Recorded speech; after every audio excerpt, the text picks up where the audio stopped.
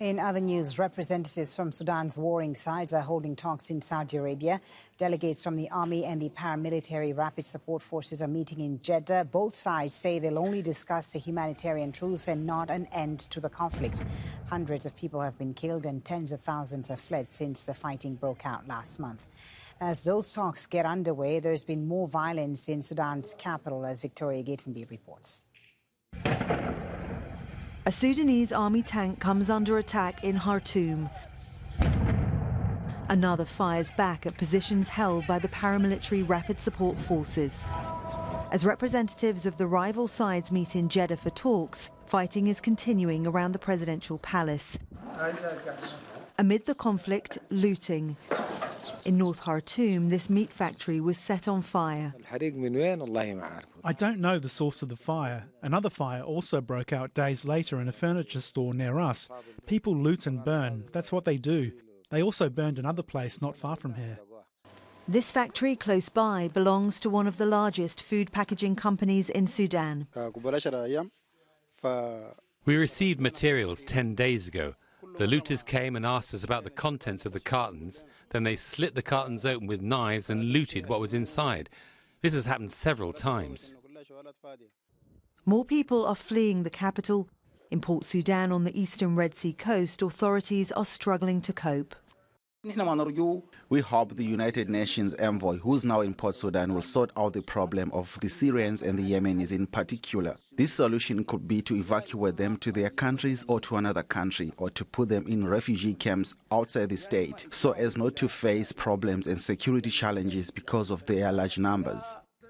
The Sudanese Red Crescent is treating the sick and injured. Recently, cases of malaria have appeared. Most of the existing medications are antibiotics, pain relievers, as well as diabetes and blood pressure medications. We have comprehensive medications, but they are not sufficient. These people are waiting to leave the country, but millions of others are trapped by the fighting and struggling to get medicine, food or water. Victoria Gatenby, Al Jazeera. Get an update now on the ground with Hiba Morgan, our correspondent in Khartoum. Hiba, what's the latest? Is the fighting as intense as it's been in the past few days?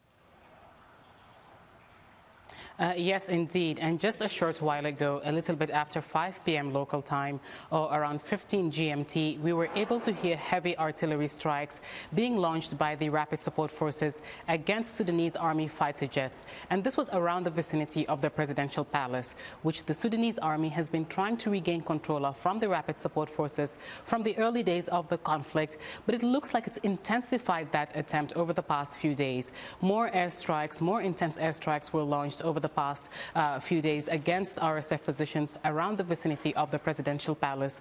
Airstrikes were also launched in East Nile, that's in the northeast part of the capital Khartoum. And we spoke to residents in the city of Durman who say that they had to hide under their bed because of the sounds of artillery and airstrikes by the RSF and the Sudanese army. So fighting still very much continues in many parts of the capital Khartoum, despite the fact that it's supposed to be a period of a ceasefire agreed upon by both sides, the rapid support forces and the Sudanese army, for people to be able to leave their homes and access basic necessities. But many of those who we spoke to say that that has not been possible because of the continued airstrikes, because of the continued artillery strikes, and because of the presence of fighters on the streets and being feared that they'll be caught in the crossfire if the other side targets those fighters. Is there any hope, Hiba, that the talks that are ongoing in Saudi Arabia could help end the fighting?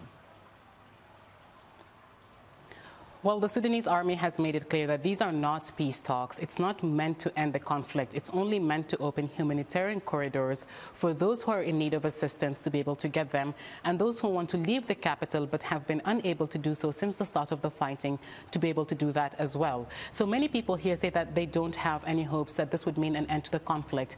But they're also saying that they don't believe any agreement between the rapid support forces and the Sudanese army to open humanitarian corridors would actually hold. And when we ask them why, they said they've seen the previous ceasefires and how it's manifested.